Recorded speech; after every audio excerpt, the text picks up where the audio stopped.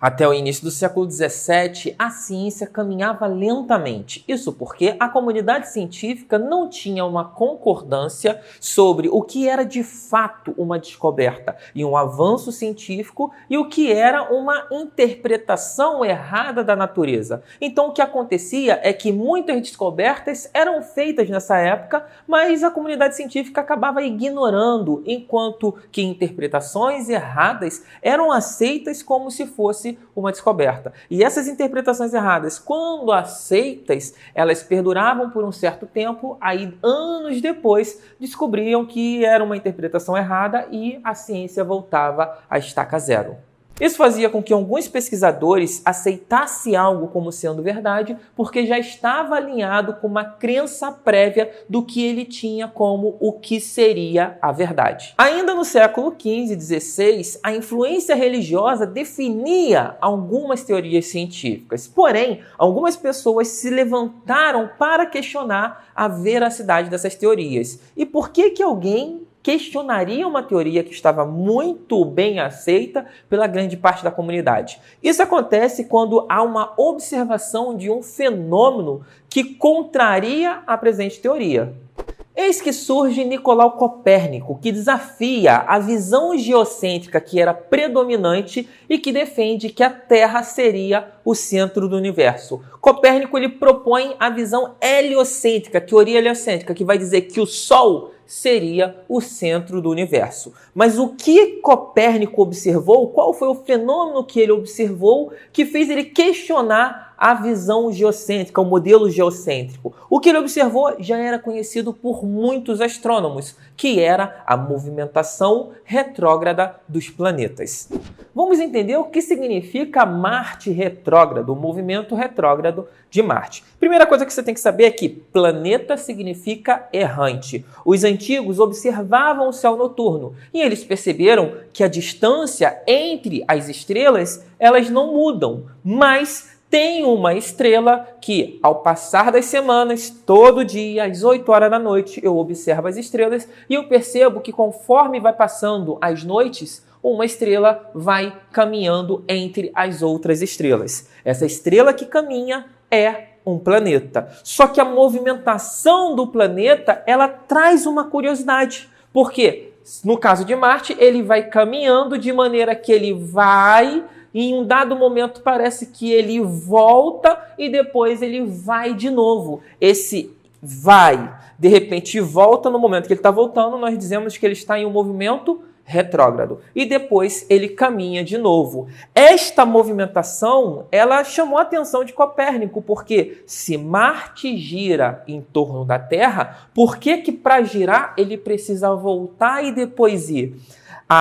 O entendimento desse problema, a observação desse fenômeno, fez Copérnico pensar: peraí, isso é fácil de resolver se, ao invés de Marte girar em torno da Terra, todo mundo girar em torno do Sol. Agora, como que seria a observação de Marte se considerarmos os planetas girando ao redor do Sol? Nós temos o Sol como centro do universo e os planetas orbitando ao seu redor. Um ponto importante é que o planeta que está mais próximo do Sol, que no caso seria a Terra, ele teria uma velocidade maior. E para um observador aqui na Terra, ao observar Marte, ele veria Marte em meio às estrelas, ele veria Marte em uma dada posição. Um observador aqui na Terra, à medida que as semanas fossem passando, ele olha para o céu noturno, os planetas iam se movimentar e à medida que esse movimento acontece, nós observamos Marte se movimentando em meio às estrelas. Só que em um dado momento, como a velocidade da Terra é maior, a Terra iria fazer essa ultrapassagem. No momento da ultrapassagem, o que nós íamos ver era a posição relativa. Perceba que Marte em nenhum momento está voltando. Marte não está voltando, mas para um observador aqui na Terra, iríamos ver a posição relativa dele em meio às estrelas como se tivesse voltando. Daí surge Marte retrógrado. Perceba que é uma consequência da posição do observador, mas Marte em nenhum momento voltou. E esse movimento ele continua, Marte ele tem um momento retrógrado e logo em seguida ele volta a caminhar normalmente na perspectiva de um observador na Terra. Na prática, o modelo heliocêntrico ele explica bem a movimentação retrógrada dos planetas. Só que na tentativa de salvar o modelo geocêntrico, surgiu uma teoria que também conseguia explicar a movimentação retrógrada, aonde os planetas, como Marte, continuaria girando em torno da Terra, ao mesmo tempo que ele gira em torno de um epicentro, de um ponto que não tem nada. Esse tipo de movimento também geraria um fenômeno parecido com o movimento retrógrado observado e acabou confrontando o modelo heliocêntrico de Copérnico. Por conta disso, Copérnico considerava o modelo dele mais simples, mais fácil de entender do que esse modelo geocêntrico, mas ele não conseguiu emplacar de vez a sua teoria heliocêntrica. Eis que surge Galileu Galilei, que foi um dos primeiros cientistas a usar observações cuidadosas e experimentos sistemáticos para desafiar crenças antigas. O que ele fez basicamente é um aperfeiçoamento do equipamento conhecido como telescópio, e com esse equipamento ele pôde observar Júpiter. Ao apontar o seu telescópio para Júpiter, ele observou as luas de Júpiter, as grandes luas, e acompanhando as luas de Júpiter ao longo de meses, em alguns anos, ele fez algumas anotações e concluiu que as luas estavam girando ao redor de Júpiter, ou melhor, termo mais técnico, as luas estavam orbitando Júpiter.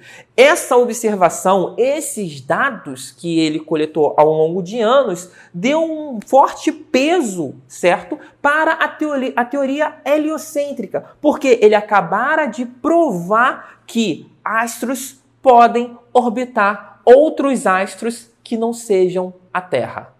No início do século XVII, Galileu escreve alguns livros e publica esses livros. Esses livros chamam a atenção da comunidade científica devido ao fato do método que ele utiliza reduzir drasticamente a possibilidade de se ter um equívoco, uma interpretação errada da natureza. Esse livro, chamado Os Dois Máximos Sistemas do Mundo, publicado em 1632, meio que se popularizou bastante, principalmente pelo fato de ele colocar ali o método que ele utiliza para chegar às conclusões, que não é baseada somente em uma observação, mas ele traz ali dados. O método científico, que seria a maneira como Galileu Galilei conduzia seus estudos, funciona como se fosse um checklist. Primeiro, ele observa o fenômeno. Observando o fenômeno, a movimentação retrógrada de Marte, por exemplo, aquilo ali vai gerar alguns questionamentos.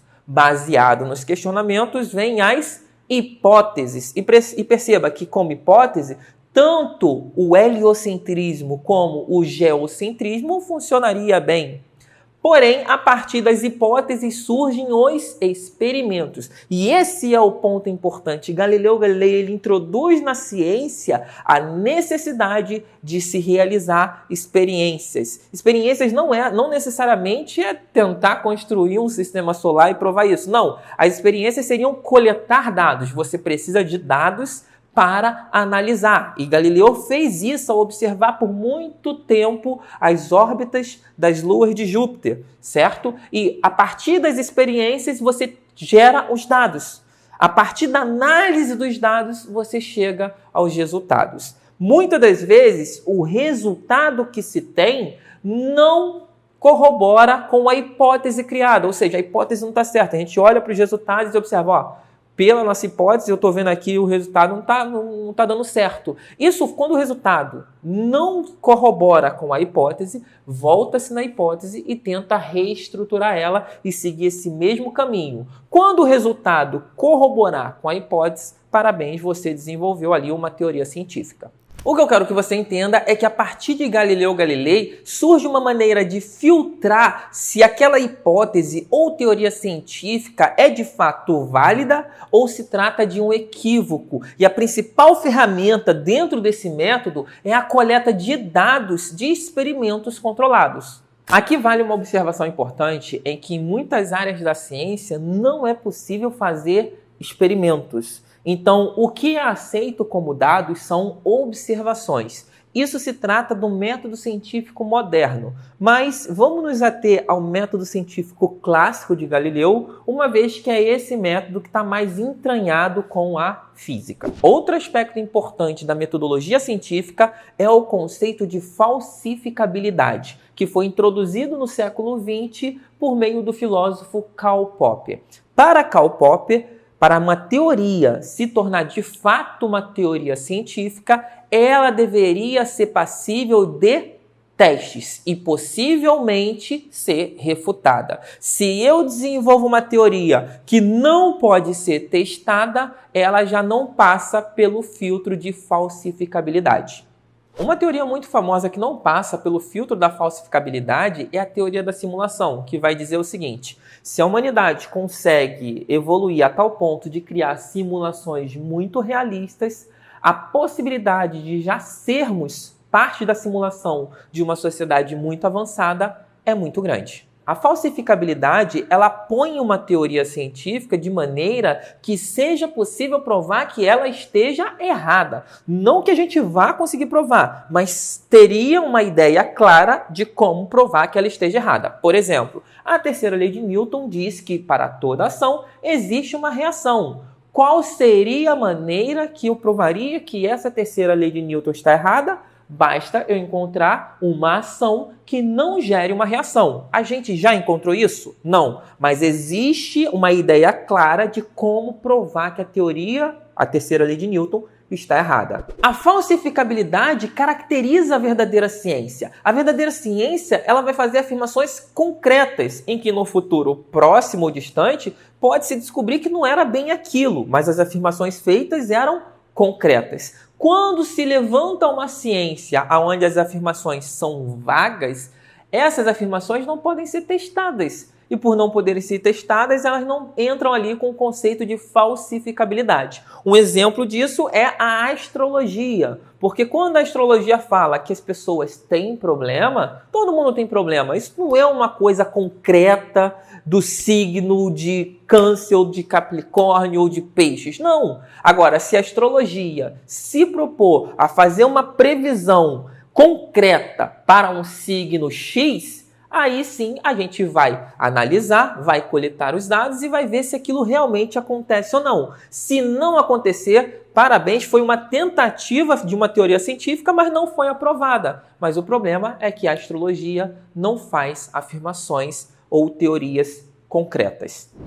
Voltando para o século XVII, quando Galileu Galilei pegou o seu método científico e aplicou a movimentação dos corpos celestes e reformulando a sua hipótese sempre que necessário, ele concluiu que a hipótese que melhor descrevia essa movimentação era a teoria heliocêntrica. E o que corroborou muito com essa hipótese foi justamente a observação e os dados que ele coletou da movimentação das luas de Júpiter.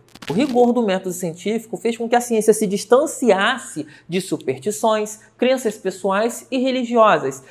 Foi graças a esse rigor que pudemos construir de maneira objetiva e confiável conhecimento que nos levaram a desenvolvimento de remédios, de produtos eletrônicos e outras tecnologias. O ponto-chave é que o conhecimento científico ele não trata somente de um instrumento a ser utilizado. Ele faz com que o ser humano, o cientista, questione a natureza a ponto de gerar hipóteses e mais hipóteses até conseguir acertar aquela que melhor descreve a natureza e não aquela que nós gostaríamos que fosse.